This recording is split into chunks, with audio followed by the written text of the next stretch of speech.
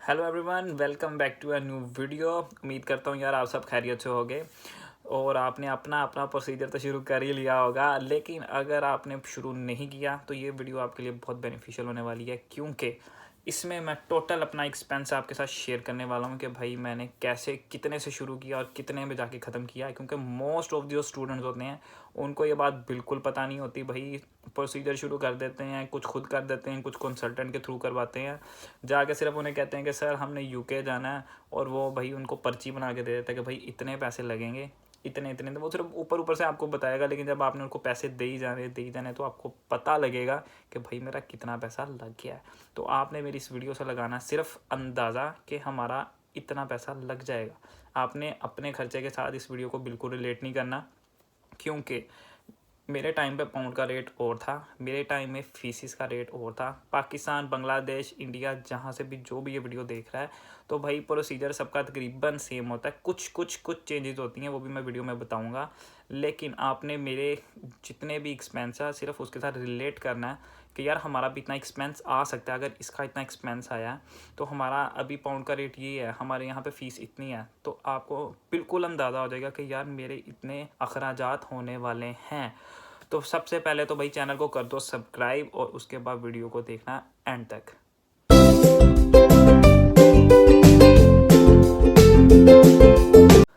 तो भाई वीडियो शुरू करने से पहले मैं एक बात बता दूं कि आपने अगर कंसल्टेंट के थ्रू करवाया है तो भाई अगर उसने आपको जो यूनिवर्सिटी रेफ़र की हैं, आपने बिल्कुल ऐसा नहीं करना कि आपने कहा जी सर जी सर जी सर बस जाना है तो शुरू कर दें। आपने उसके बारे में अपनी पूरी इन्फॉर्मेशन लेनी है कि आप उस कोर्स को हैंडल भी कर सकते हैं, क्योंकि यहाँ पे आके रहना है आपने, तो भाई आपको पास करना भी ज़रूरी है। क्योंकि न्यू से न्यू पॉलिसीज़ आ रही हैं और ये लोगों को वापस भेज रहे हैं, उन लोगों को जो यहाँ पे फेल हो रहे हैं। मेरे ख्याल में ग्लासगो में ये रूल आ गया हुआ है कि जिसकी सप्ली आ रही है उसको भाई सीधा वापस भेज रहे हैं। अभी लंदन का कोई पता नहीं, क्योंकि मैं लंदन में हूँ, तो लंदन में अभी तक ऐसी कोई पॉलिसी नहीं आई। तो मेक श्योर करना सब्जेक्ट वही उठाओ, यूनिवर्सिटी वही उठाओ जहाँ पे आपको आसानी हो। तो वीडियो शुरू करते हैं। आपके डॉक्यूमेंट्स में आपके किसी तरह का खर्चा नहीं आने वाला, पर कुछ ऐसे भी मेरे माशाल्लाह दोस्त थे जिन्होंने अपने टाइम पे डिग्रीज़ नहीं रिसीव की थी, तो अब उनको बहुत ज़्यादा भाई खर्चा आ रहा है, क्योंकि अब उन्होंने स्पेशल जाके दूसरी सिटीज़ में जाके तो अप्लाई किया हुआ है कि भाई हमारी डिग्री नहीं आई, और वो 1-2 महीना हो गए हैं हमसे लेट, वरना वो भी शायद मेरे साथ आ गए होते। तो आप लोगों की अगर तो डिग्रीज़ पूरी हैं तो फिर आपको कोई मसला नहीं है, अदरवाइज़ आपका सबसे पहला तो खर्चा डिग्रीज़ लेने के लिए आ जाएगा। और कम से कम उन्होंने निकलवानी है ना, तो आपसे कम से कम 40 से 50 हज़ार तो वो ईज़िली ले लेंगे।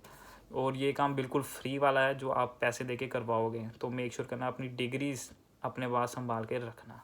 तो सेकेंडली आपके पास आपका पासपोर्ट होना बड़ा ज़रूरी है। अगर आपने बाहर कहीं कंट्री में अप्लाई करना है तो सबसे पहले तो आपको अपना पासपोर्ट बनवाना पड़ेगा। और पाकिस्तान में भाई 2 तरीक़ों से बनता है, इंडिया का मुझे पता नहीं।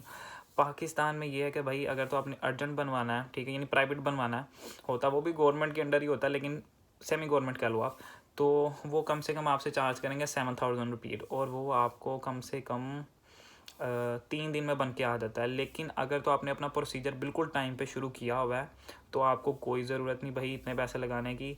आपका 3,000 में इजीली तैयार हो जाता है। अगर आप गवर्नमेंट का जो ऑफिस होते हैं वहाँ पे जाके अगर आप बनवाओ तो 3,000-3,500 में इजीली आपका बन जाएगा। भाई हम मिडल रेंज जितने भी लोग हैं ये उनके लिए एडवाइस है कि 3 दिन से कोई फ़र्क नहीं पड़ता, सुकून से आप जाके वहाँ पे अपना 3 दिन की ज़रूरत नहीं है। आप जाके 1 हफ़्ते में बन के, बिल्कुल 1 हफ़्ते बाद बन के आ जाता है। मैंने भी वही बनवाया भाई, जो सीधी सी बात है। तो आप अपने पैसे बचाओ और जाके वहाँ से अपना पासपोर्ट बनवाओ। उसके बाद जब आपके डॉक्यूमेंट्स पूरे हो जाएंगे, डॉक्यूमेंट्स और पासपोर्ट आपके पास आ गया, आपने अप्लाई कर दिया, फिर आता है आपका ऑफ़र लेटर। ऑफ़र लेटर पे बिल्कुल क्लियरली मेंशन होता है, ये आपका आ गया थर्ड खर्चा। उस पर लिखा होगा कि भाई आपने, जैसे मेरी यूनिवर्सिटी का था कि मैंने 5,000 पाउंड 5,000 पाउंड मैंने इनिशियल डिपॉजिट करवानी थी, इससे नीचे वो बिल्कुल भी एक्सेप्ट नहीं करते। वो जो आपके ऑफ़र लेटर पे लिखा होगा आपको वो देकर ही आना पड़ेगा, वरना तो वो आपका एक्सेप्टेबल ही नहीं है। तो ऐसा नहीं करना कि भाई 3,000 करवा देंगे 2,000, वो ऐसे बिल्कुल भी नहीं करते। यहाँ पे आके कुछ हो सकता है, लेकिन जो इनिशियल डिपॉजिट वहाँ पे लिखी होगी, आपकी स्कॉलरशिप उसके ऊपर लिखी होगी, वही आपको वहाँ पे सबमिट करवाना पड़ेगा, फिर ही आपका प्रोसीजर आगे रन करेगा। ऑफ़र लेटर के ऊपर यार आपकी रिक्वायरमेंट्स लिखी होती हैं और यूनिवर्सिटी की तरफ से होती हैं। फॉर एग्जांपल जैसे तो मैंने आपको फ़ीस इनिशियल डिपॉज़िट बता दी, ठीक है, वो तो आपने करवानी ही करवानी है। उसके बाद आपका आता है टीबी टेस्ट। टीबी टेस्ट के बाद आता है भाई आपका इंग्लिश का कोई भी टेस्ट, जैसे कि फॉर एग्जांपल आइट्स। आइट्स के बाद हो गया आपका लिंग्वा स्किल, डुओलिंगो हो गया, और एक दो और होते हैं मुझे उनके नाम सही से नहीं याद, लैंग्वेज सर्ट हो गया।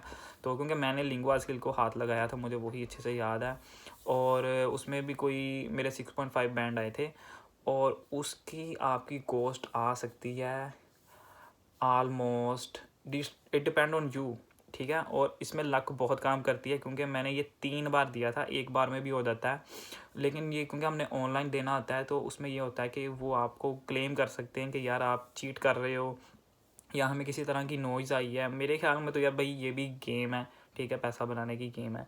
तो मेरे साथ उन्होंने ऐसे ही किया, उन्होंने कहा भाई आप में यहाँ पे कोई ना हमें आवाज़ आ रही है, कोई इस तरह के ड्रामे लगाए हैं उन्होंने, सीधी सी बात है। तो मुझे भाई वो लाहौर जाके दोबारा देना पड़ा, वहाँ पे बैठ के देना पड़ा, फिर उन्होंने मेरा वो क्लियर किया। उसके बाद आता है भाई आपका टीबी टेस्ट। टीबी टेस्ट में आपने करना ये होता है कि आपने सिर्फ बुकिंग करवानी होती है, अपनी मैडम को कह देना या सर से कह देना, या ज़्यादातर मैडम ही होती हैं, आप उनसे कहना कि भाई हमारी बुकिंग करवा दें। वो पूरे 1 महीने पहले आपकी बुकिंग हो जाती है, और बुकिंग में आपको डेट मिल जाएगी कि आपका इस दिन टीबी टेस्ट होगा। वो भी डिपेंड करता है आपको कहाँ पे मिलता है। हमारा लाहौर में था, तो लाहौर में जाओ, जाके सिर्फ आपने कुछ उसके थोड़ी सी फॉर्मेलिटीज़ होती हैं, जो जो चीज़ें वो मांगेंगे वो याद से लेके जाना, वरना वो आपको एंटर इन करेंगे। तो सिर्फ आपका टीबी का होगा, मेरे ख्याल में मेरी बारी में था 13,000, तो आपका मे भी अब तक 14 हो गया होगा, जितनी महंगाई आ गई है। तो लेट्स सी आपके बारे में क्या होता है। तो कमेंट सेक्शन में मुझे ज़रूर बताना कि भाई आपके बारे में टीबी टेस्ट का फ़ी कितना है।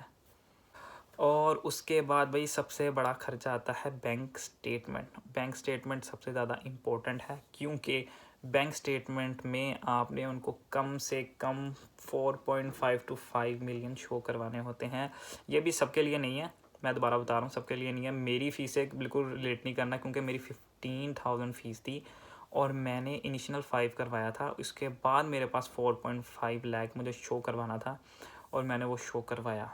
और उस पर भी डिपेंड करता है भाई, अगर तो आप खुद अरेंज कर सकते हो तो उसको अरेंज करो, अगर तो आप बैंक के थ्रू अरेंज करवाना चाहते हो तो उसकी भी काफ़ी प्रोसीजर होते हैं, और उस पर भी आपको परसेंटेज मिलती है। It depend on your luck कि उस टाइम पे रश है या नहीं है, क्योंकि जब रश होगा तो भाई आपको 5% भी मिल सकता है, 5 to 6 भी मिल सकता है, बल्कि इतना इतना उस टाइम कॉस्टली होता है। तो मैंने तो शुक्र अपना अरेंज खुद कर लिया था, तो मेरे वहाँ से कुछ पैसे बच गए थे, वरना वरना वरना आपके वो कोर्स आपको आनी ही आनी है। तो गुड लक। तो भाई ये सब आपका हो गया नीचे वाला खर्चा, ठीक है। जब आपने ये सब जमा करवा दिया ऑफर लेटर के बाद, तब आएगा आपका कैश। कैश कैश कैश भाई, सब सारी गेम ही कैश के ऊपर है, क्योंकि जब तक आपका कैश लेटर नहीं आएगा तब तक आप अपना वीज़ा अप्लाई नहीं कर सकते। भाई मेरा कैश नेक्स्ट डे ही आ गया था, शुक्र अल्हम्दुलिल्लाह। तो मुझे कोई इतना टेंशन नहीं हुआ। तो उसके बाद जब आपने वीज़ा अप्लाई करना है, वीज़ा अप्लाई में फिर आपको इंश्योरेंस पे करनी पड़ती है, और एम्बेसी फ़ीस पे करनी पड़ती है। मेरी एम्बेसी फ़ीस अब मुझे डॉलर्स में तो नहीं याद, पर अराउंड अबाउट 80 to 90,000 मुझे पड़ गया था।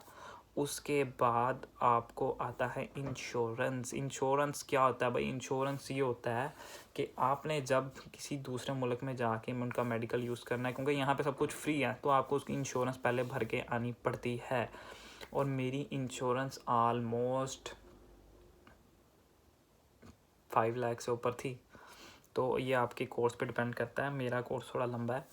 तो वैसे मास्टर्स 1 साल का होता है, और जो होता है यहाँ पे इंटर के बाद वो होता है 3 साल का। तो मेक श्योर करना कि भाई अगर आप इंटर के बाद आ रहे हो तो आपको आइट्स देना पड़ेगा, ये सोच के अपना प्लान शुरू करना, क्योंकि ज़्यादातर जो बच्चे हैं भाई शुरू कर देते हैं, लेकिन आइट्स में आके वो फंस जाते हैं। तो ये मेक श्योर कर लेना कि अगर आप क्लियर कर सकते हो तो भाई फिर अपने घर वालों का पैसा लगवाना। तो ये थे यार आपके सारे मोटे मोटे खर्चे। अब छोटा सा खर्चा ये रहता है कि आपकी अपॉइंटमेंट कहाँ पे है, ठीक है। अपॉइंटमेंट आपकी मिलेगी आपको या लाहौर, मीरपुर, कराची या इस्लामाबाद। मुझे मिली थी इस्लामाबाद, मुझे चाहिए थी कराची में क्योंकि मुझे जल्दी लेना था। मेरी जो शॉर्टेज थी काफ़ी डेट की यूनिवर्सिटी की तरफ से, तो वरना वो भाई मुझे डेफ़र कर देते। तो दैट्स वाई मुझे कराची की लेनी पड़ी। और अगले ही 2 घंटे बाद वीज़ा बुक करा जब मैंने अपनी बुकिंग करवाई एम्बेसी की, तो मुझे 2 घंटे बाद कराची के लिए निकलना पड़ा। तो वो आपका छोटा सा खर्चा आ सकता है, तो अगर हो रहा है तो दैट्स गुड, आपको हर तरफ से क्लोज पड़ेगा।